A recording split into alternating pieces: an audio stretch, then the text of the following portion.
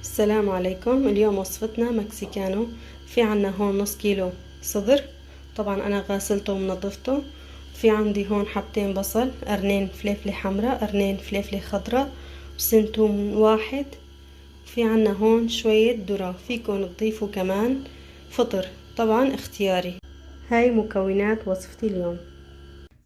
بدنا نقسمها هيك، نفتحها من هون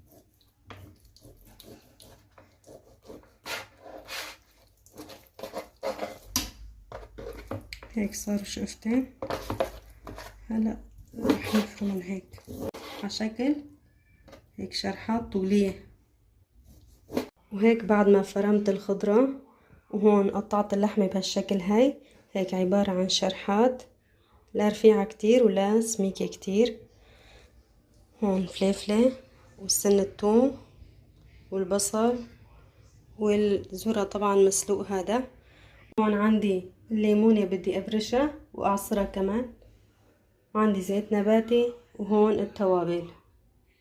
بالنسبة للتوابل، اول شي انا هون حاطة الملح، ما رح ارجع اضيف ملح.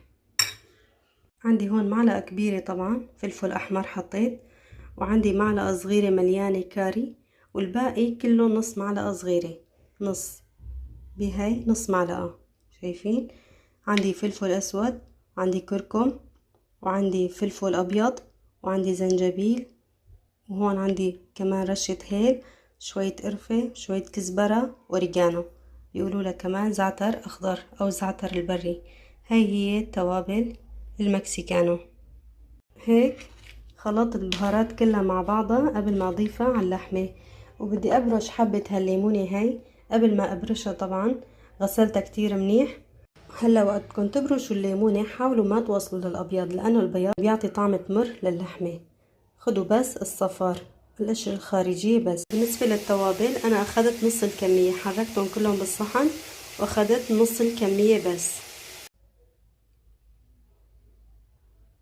هلا هون بعد ما ضفت التوابل راح اضيف مقدار كاسة شاي زيت نباتي. هون شغلت النار طبعا، حميت الطواية وحطيت نص فنجان زيت.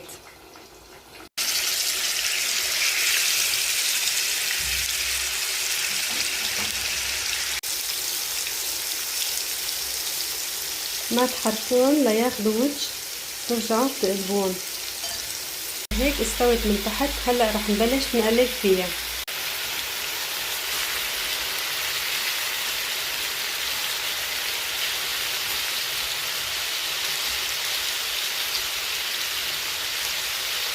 شايفين هيك اخدت وجه من تحت.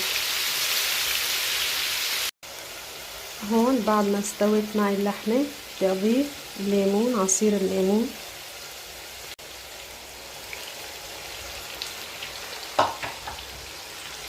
هيك شوي تنشف الليمون، بدي اضيف الخضرة.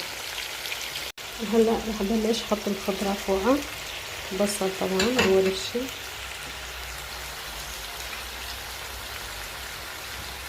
فلفل،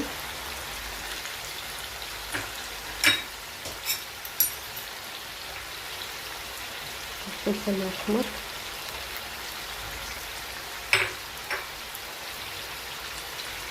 والذرة بدي أحط نص الكمية.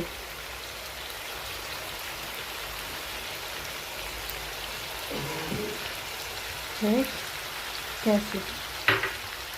هلأ رح حركهم وأغطيهم شي 10 دقايق وتكون جاهزة. وهيك 10 دقايق على النار وبتستوي.